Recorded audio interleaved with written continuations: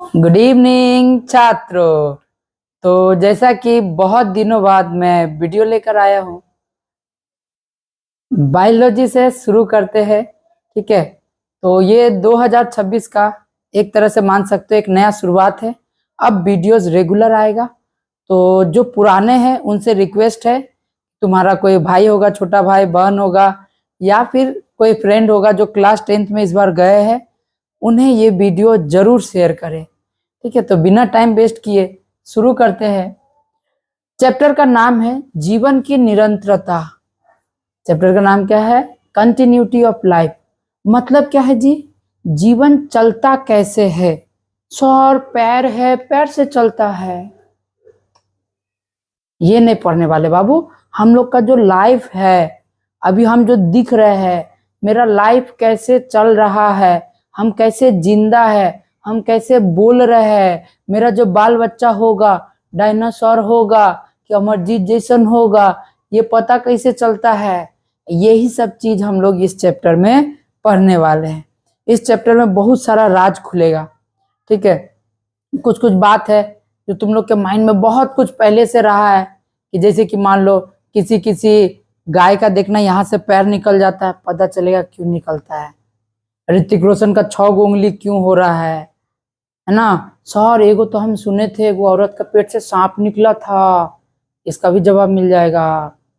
ठीक है, फिर उसके बाद रिप्रोडक्शन में पढ़ेंगे कि जुड़वा बच्चा वो कैसे होता है, एक लड़का कैसे होता है, एक लड़की कैसे होता है, और तुम जो सोच रहा है वो कैसे होता है, ये भी पढ़ेंगे। पूरा डिटेल में पढ़ने वाले। तो चैप्टर का नाम ही है जीवन की निरंतरता, तो हम लोग बहुत अच्छे से पढ़ेंगे। आप लोग मेरे साथ यूं ही बने रहिए। बस एक रिक्वेस्ट है कि कैसा लग रहा है वीडियो, सिर्फ इतना कमेंट्स कर दीजिए और कुछ नहीं चाहिए बस। और जो जरूरत लगे उस चैप्टर का नाम कमेंट जरूर करें कि ये चैप्टर का कोई भी सब्जेक्ट हो, बस साइंस और मैथ हो तो ही बताएंगे, अदर नहीं बताएंगे हम। ठीक है, तो चेक करो, बता ही सकते हैं, हम सब पढ़ाते हैं, पूछ लेना बता देंगे। तो अब देखो, हम शुरुआत कर रहे हैं तुमको चैप्टर 2 से, जीवन की निरंतरता। अब जीवन लाइफ है ना। अगर तुम बोलेगा कि जीवन का शुरुआत कहाँ से होता है, सर लाइफ का शुरुआत होता है कोशिका से। कोशिका पढ़े हो जी? सर नहीं पढ़े है। दिस इज कॉल्ड सेल, है ना। हम मेरा बेसिक वीडियो में होगा शायद, हाँ बायोलॉजी का बेसिक वीडियो होगा, उसमें देख सकते हो। अगर नहीं पता है तो कोई बात नहीं, इस चैप्टर में इस टॉपिक के बाद या एक और टॉपिक के बाद आएगा, उसके बारे में भी बता देंगे। तो हम लोग का जो पूरा शरीर होता है वो किससे बना होता है? कोशिकाओं से मिलके बना होता है। इसलिए जीवन का इकाई भी हम किसे कहते हैं? यूनिट ऑफ लाइफ कोशिका को कहते हैं। इसका खोज किया था रॉबर्ट हुक 1665 में। इतना जानने का जरूरत नहीं है। समझ में आया कि नहीं? अब देखो, जीवन का शुरुआत जो हम बोल रहे हैं वो हो रहा है कोशिका से। सर कोशिका होता कैसा है? गोल गोल होता है। कैसे होता है कोशिका? ऐसे करके होता है। ये मान लो हम बना दिए सेल, है ना, कोशिका बना दिए। सर कोशिका कोशिका है क्या? कोशिका कुछ नहीं, बस ऐसे समझो कि जैसे एक पूरा बिल्डिंग का निर्माण हुआ है, उस बिल्डिंग में ईंट जो लगा है मेन तो वही है, एक एक ईंट से ही तो पूरा बिल्डिंग बना। वैसे हमारा शरीर एक बिल्डिंग है, एक एक ईंट का काम करता है कोशिका। इसीलिए उसको हम लोग एक छोटा सा यूनिट बोलते हैं हमारे शरीर का। अब कोशिका का डिटेल बाद में बताएंगे, बाहरी आवरण क्या होता है, कैसे होता है। तो देखो, कोशिका में बहुत सारा अंग होता है, माइटोकॉन्ड्रिया होता है, लाइसोसोम होता है, ये सब बहुत कुछ है ना। तो इसके बारे में पढ़ाएंगे, डोंट वरी। बस अभी समझो हमारा शरीर किससे बना? कोशिका से बना है। अब कोशिका के अंदर में पाया जाता है ऐसे काला कलूठा, बैगन लूठा टाइप। दिस इज कॉल्ड केंद्रक, न्यूक्लियस। इसको हम लोग क्या कहते हैं जी? केंद्रक या तो न्यूक्लियस कहते हैं। आज बायोलॉजी का पोस्टमार्टम करेंगे, बिना कैंची से, मार्कर से पोस्टमार्टम करेंगे, चीर फाड़ देखते रहो। तो इस न्यूक्लियस को हम क्या कर रहे हैं? जूम कर रहे हैं, ध्यान से समझना। इस न्यूक्लियस को जब निकाला गया तो ये कुछ इस टाइप का दिखा, और इसके अंदर में ऐसे करके धागा जैसा कुछ संरचना दिखाई पड़ा।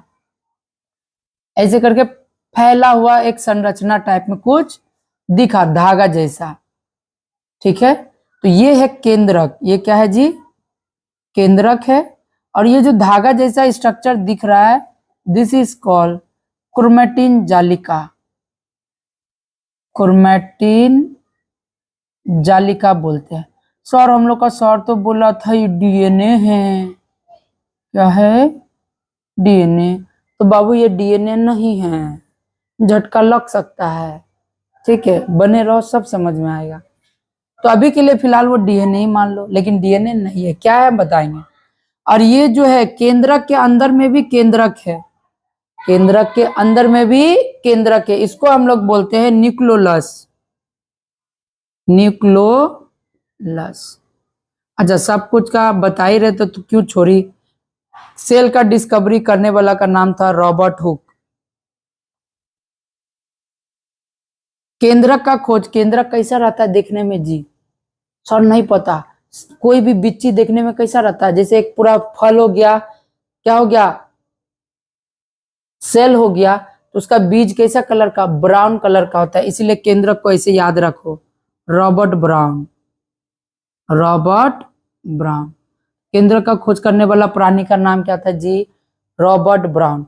अब इसमें जो क्रोमैटिन फाइबर दिखा, इसका नाम रखने वाला प्राणी था स्ट्रॉसबर्गर।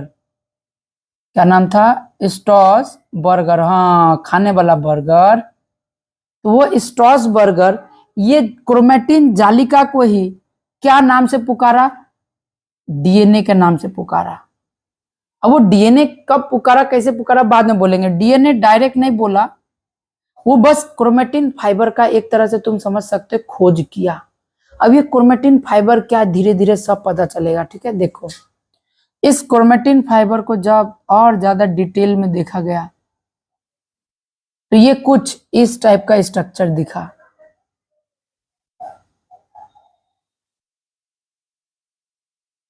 इस टाइप का स्ट्रक्चर दिखा और अंदर में ये क्रोमैटिन फाइबर्स ऐसे ऐसे करके रहा।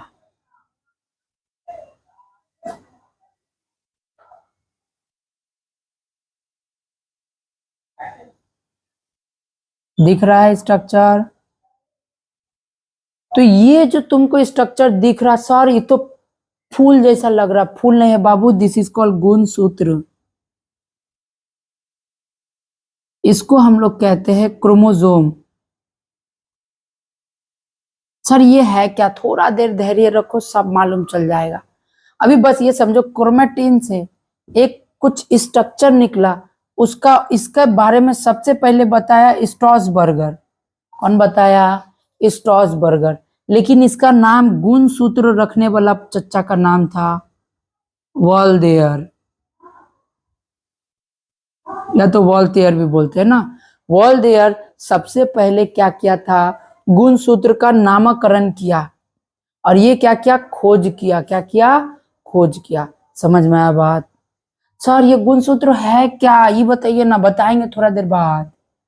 ऐसे करके यहाँ पे एक स्ट्रक्चर होता है, नजदीक होता है, दिस इज कॉल्ड काइनेटोकोर। इसको हम लोग काइनेटोकोर बोलते हैं। जरूरी नहीं है, हाँ, फिर भी समझ जाओ। अब हम क्या कर रहे हैं, इसको काट दिए यहां से, दिख रहा है। अब ये गुणसूत्र, अच्छा हम थोड़ा सा ओवरव्यू दे देते हैं कि आज हम एक लड़का है तो यही चच्चा के कारण हम आज एक लड़का है। तुम अगर लड़का है तो यही क्रोमोसोम के कारण तुम लड़का हुआ। अगर लड़की हो तो यही क्रोमोसोम के कारण लड़की हो, और वो जो हो यही क्रोमोसोम के कारण वो भी हो। समझ में आ रहा बात? तो बस ऐसे समझ जाओ कि ये क्या करता है, मानव का शरीर का निर्माण करता है और लिंग को बताता है, मेल है या फीमेल है, ये डिफाइन करता है। बहुत डिटेल में पढ़ाएंगे इसको, डोंट वरी। अभी मेन टॉपिक में आते हैं। तो जब इसको देखा गया, तो इसको जब जूम किया गया तो ये कुछ ऐसा स्ट्रक्चर दिखा। दिख रहा है जी? सर तार जैसा नजर आ रहा है। हाँ बाबू, तारे तार है पूरा, और इसमें मोती जैसा कुछ जुड़ा हुआ टाइप में कुछ दिखा।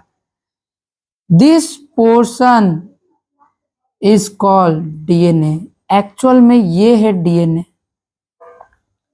एक्चुअल में ये है डीएनए, ये पूरा एक धागा में मौजूद है, इसीलिए उस धागा को कहते डीएनए कहते, क्रोमेटिन फाइबर्स को डीएनए कहते, क्योंकि ये पूरा पोर्शन इसी में मौजूद है। क्या समझ में आया बात?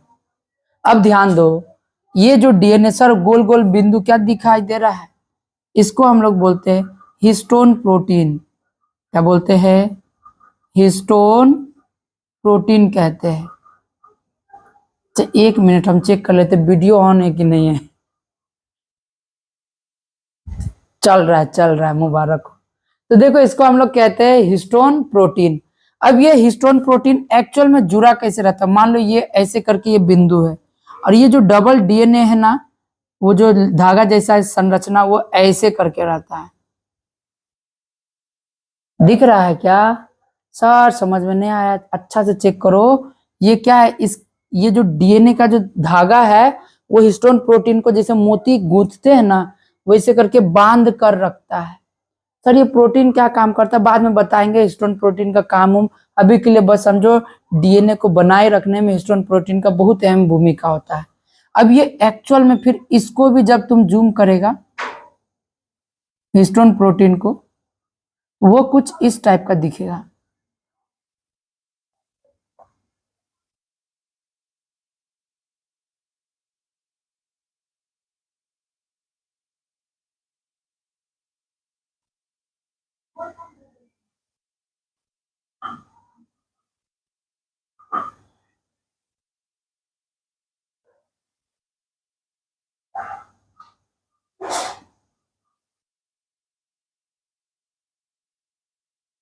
देखते रहो और डायग्राम अच्छा से कॉपी में बनाते रहना।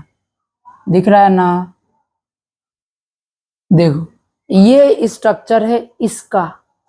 कई गो घर है सर? 8 गो दिख रहा है, 4 ऊपर 4 नीचे। इसको हम लोग बोलते हैं ऑक्टामर। 8 गो घर को हम लोग क्या पढ़ते हैं? ऑक्टामर। तो हिस्टोन प्रोटीन का आकृति कैसा होता है सर जी? ऑक्टामर जैसा होता है। कैसा होता है? ऑक्टामर। ऑक्टामर का मतलब समझ में आ गया ना? 4 गो घर होता है। इसके बारे में और ज्यादा डिटेल में बताएंगे, डोंट वरी। अब देखो ये जो डीएनए है, फिर इस डीएनए के बारे में कि ये एक्चुअल डीएनए नहीं है, एक्चुअल डीएनए ये है, इसके बारे में सबसे पहले बताया था Friedrich Miescher. This is called DNA. Sir DNA DNA बोल रहे, डीएनए का मतलब क्या है बाद में बताएंगे, अभी बस डीएनए। फ्रेडरिक मिस्चर क्या, कौन क्या था? Friedrich Miescher. फ्रेडरिक मिस्चर नाम का एक प्राणी था, वो क्या किया था? डीएनए का खोज किया था। सर हम लोग तो कुछ और सुने हैं, जो भी सुने हो गलत सुने हो। तो फ्रेडरिक मिस्चर क्या किया था जी? डीएनए का खोज किया था। तो ध्यान से समझो, गुणसूत्र का खोज करने वाला कौन था? खोज किया था एक्चुअल में स्ट्रॉसबर्गर खोज किया था, और इसका नामकरण ये जो दिख रहा है वॉल्थियर किया था, नामकरण।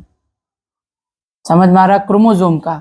फिर डीएनए के बारे में सबसे पहले बताया यही था स्ट्रॉसबर्गर, लेकिन डीएनए का खोज करने वाला आदमी कौन है?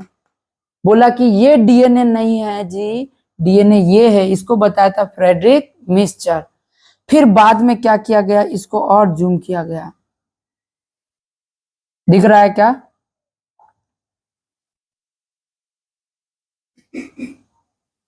ऐसे करके इसको और जब निकाला गया तो इसको, अच्छा बाद में, हाँ अभी ध्यान से समझो, इसको थोड़ा सा बेंड करके इधर लाते हैं। जब इसको इधर लाए और जूम करके, ध्यान दो, डबल स्ट्रक्चर टाइप में दिख रहा होगा। दिखा क्या? ऐसे करके निकला। दिख रहा है? जूम वर्जन है, ये पूरा जूम किया हुआ पार्ट है। हाँ सर अब समझ में आ रहा क्या है, देखते रहो सब समझ में आ जाएगा। आज पहली बार तुम लोग बायोलॉजी पूरा डिटेल में समझने वाला है। क्या बकवास कर रहे सर? अच्छा अच्छा टीचर है बाबू, है हमको भी पता है। देखो इधर, तो हम यहाँ पे जो स्ट्रक्चर दिखाए है, ये एक्चुअल में और इसका जूम वर्जन है, और इसको दिखाने वाला चचा का नाम था Watson and Crick. Watson and Crick, ये बस क्या काम किया था, डीएनए का संरचना दिया था। क्या दिया था? डीएनए। ये जो स्ट्रक्चर दिख रहा है इसको हम लोग बोलते हैं 3D मॉडल। डीएनए का 3D संरचना कौन दिया? डीएनए का 3D संरचना दिया था वाटसन एंड क्रिक। कौन दिया था? Watson and Crick. अब देखो डीएनए का ये जो पूरा पोर्शन है इसका हम एक पार्ट लेते हैं, ये वाला पोर्शन। तो एक पार्ट को हम लोग क्या कहते हैं? यूनिट, इकाई कहते हैं। तो ये क्या है? इकाई है। और पता है इसका नाम क्या है? इसको हम लोग एक पार्ट को, डीएनए का पूरा बहुत सारा पार्ट है ऐसे ऐसे करके, तो इसका एक पार्ट को हम लोग न्यूक्लियोटाइड बोलते हैं। न्यूक्लियोटाइड। क्या समझ में आया? एक पार्ट को हम लोग क्या कहते हैं? न्यूक्लियोटाइड कहते हैं। अब सोचो, एक पार्ट, एक पोर्शन क्या कहलाया? Nucleotide. And this nucleotide is a, क्या है एक्चुअल में? डीएनए का एक छोटा सा इकाई है न्यूक्लियोटाइड। तो तुम कह सकते हो कि डीएनए का इकाई किसे कहते हैं? सर न्यूक्लियोटाइड को कहते हैं। अच्छा से समझ में आ गया। तो डीएनए का इकाई हम किसे कहेंगे? न्यूक्लियोटाइड को हम लोग क्या कहेंगे? डीएनए का इकाई कहेंगे। अब बाद में क्या बोला? इसका नाम सर बहुत ज्यादा लंबा था, न्यूक्लियोटाइड बोलना पड़ रहा है। तो एक जॉनसन पाउडर आया था। कौन आया था? जॉनसन बेबी पाउडर, जिसका नाम अगर पढ़ेगा तुम लोग जोहानसन लिखा रहता है। तो वो जॉनसन क्या किया था? इस न्यूक्लियोटाइड को लंबा हो जाने के कारण इसको छोटा नाम कर दिया, जिसका नाम रख दिया जीन। सर जीन का मतलब क्या? हुक्म मेरे आका वाला जीन? नहीं बाबू, ये जीन क्या है? ये वो जीन है जिसके कारण तुम अपना मम्मी पे गया होगा, तुम अपना पापा पे गया है। ये वही जीन है जिससे तुम्हारा मम्मी पापा का, मतलब तुम्हारा शकल मम्मी पापा से मिल रहा है। सर मेरा तो नहीं मिल रहा है, पड़ोसी से जाके चेक कर लो एक बार, कहीं मिल जाए। ठीक है, अब ध्यान से देखो, ऐसा बात नहीं है, दादा दादी का भी शकल मिल सकता है, गंडगोल नहीं सचेगा। ध्यान दो। तो डीएनए का इकाई हम किसे कहते हैं? न्यूक्लियोटाइड को। ठीक है, और न्यूक्लियोटाइड का दूसरा नाम क्या है? जीन है।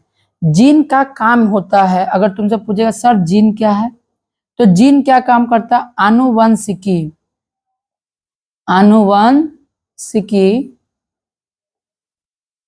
गुण को माता पिता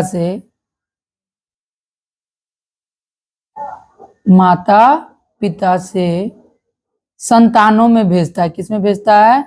संतानों में। तो तुमसे अगर पूछा जाए जीन का मेन काम क्या होता है, तो जो मम्मी पापा का गुण है, जैसे मम्मी का इस लंबा लंबा काला काला हेयर है, तो देखना बेटी जो होगा उसका भी हेयर लंबा लंबा होगा। मम्मी सुंदर है, बेटा चुचुंदर है, लेकिन लड़की सुंदर है। ऐसा होता है कि नहीं होता? हाँ सर हम देखे सर। तो जिसका मम्मी पापा अच्छा होता है उसका बच्चा लोग भी क्या होता है? अच्छा अच्छा होता है। तो वो जो मम्मी पापा का गुण है वो भेजा कौन है? जीन भेजता है। कैसे भेज रहा है सर, ये भी बोलिए। तो जब जीन पढ़ाएंगे ना अच्छा से, जब क्रोमोसोम के बारे में पढ़ाएंगे तब बताएंगे। अभी पूरा टॉपिक डीएनए का है, अभी हम पूरा डिटेल में पढ़ा रहे हैं डीएनए, इसीलिए क्रोमोसोम के बारे में बताए नहीं। ठीक है, स्टार्टिंग ही है डीएनए से। तो क्या समझ में आया? तो यहां तक क्लियर हो गया कि जीन क्या होता है। जीन क्या करता है? आनुवंशिकी गुण, माता पिता का गुण को उसके बच्चों में भेजने का काम करता है। अब यहाँ ध्यान देना, तुमको ये जो जीन दिख रहा है, ये डीएनए दिख रहा है, ये पता बाबू और जूम होगा। सर मारिएगा कि जान से, कितना कीजिएगा जूम? बहुत होगा बाबू, देखते रहो। तो ये जो डीएनए है ये कुछ ऐसे करके जूम हुआ। अगर तुमसे पूछा जाए कि डीएनए का 3D मॉडल कौन दिया, तो वाटसन एंड क्रिक। अच्छा मजेदार बात क्या पता, 1962 में इन दोनों को नोबेल प्राइज मिला था इसी चीज को दिखाने के लिए, 3D मॉडल डीएनए का। अब ये एक्चुअल में ऐसा नहीं दिखाया, पता कैसा दिखाया? ध्यान से देखते रहो। एक 2, भगवान ब्लू हो जा, 1 2 3, 1 2 3, 1 2 3,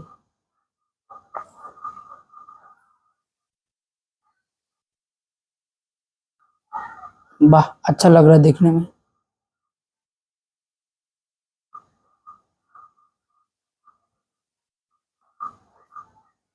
चलो ध्यान देना, ठीक है, इधर देखते रहो कैसे बना रहे हैं।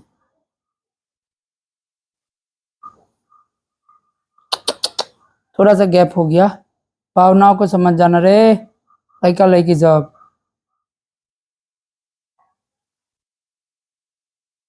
देखो हम ऐसे करके एक स्ट्रक्चर बना लिए हैं, तुम लोग को अच्छी तरह से दिख रहा होगा, नहीं दिख रहा है तो नहीं कर सकते, आंख का इलाज करवाओ।